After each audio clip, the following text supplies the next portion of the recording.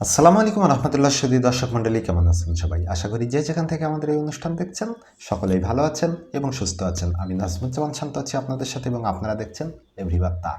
Barrister Suman বক্তৃতা দিচ্ছেন এবং তার পিছনে মুচকি হেসে নেট দুনিয়ায় ভাইরাল একজন অ্যাডভোকেট। কে এই অ্যাডভোকেট যার একটু মুচকি হাসিতেই সমস্ত নেটিজেনরা দিশেহারা?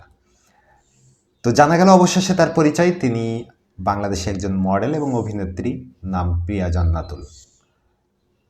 অবশেষে এই বিষয়টি নিয়ে মুখ খুললেন এই অভিনেত্রী। কি বললেন প্রিয়া? তো সেটা জানতে পারবেন এই ভিডিওটি সম্পূর্ণ দেখলে।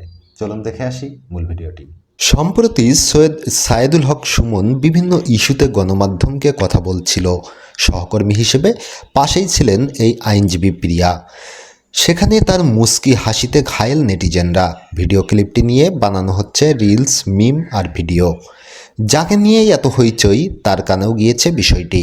গণমাধ্যমে দেওয়া এক প্রতিক্রিয়ায় অভিনেত্রী বলেন, আমি স্রোতে গা ভাসিয়ে দিচ্ছি না, কারণ আমি বুঝি যারা 2 সেকেন্ডে উপরে উঠাতে পারে তারা পারে 1 সেকেন্ডেই নামিয়ে ফেলতে।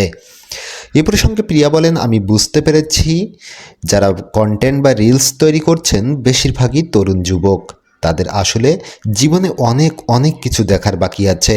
আসলে এগুলো ট্রেন্ডের মাধ্যমে হচ্ছে। যখন যে ট্রেন্ড আসে সেটাকেই অনুসরণ করে, এটাতে দোষের কিছু দেখছি না। প্রিয়া জান্নাতুল 2007 সালে মিস বাংলাদেশ খেতাব অর্জন করেন। এরপর কর্মজীবন শুরু করেন র্যাম্প মডেলিংয়ের মাধ্যমে 2008 সালে। 2011 সালে দক্ষিণ কোরিয়ায় আয়োজিত মিস ওয়ার্ল্ড ইউনিভার্সিটির শিরোপা অর্জন করেন।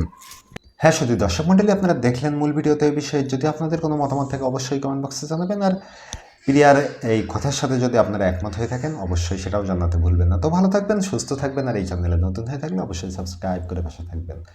তো আজ এ পর্যন্তই। পরবর্তীতে দেখা হচ্ছে নতুন কোনো ভিডিওতে নতুনভাবে। সে পর্যন্তই আল্লাহ হাফেজ।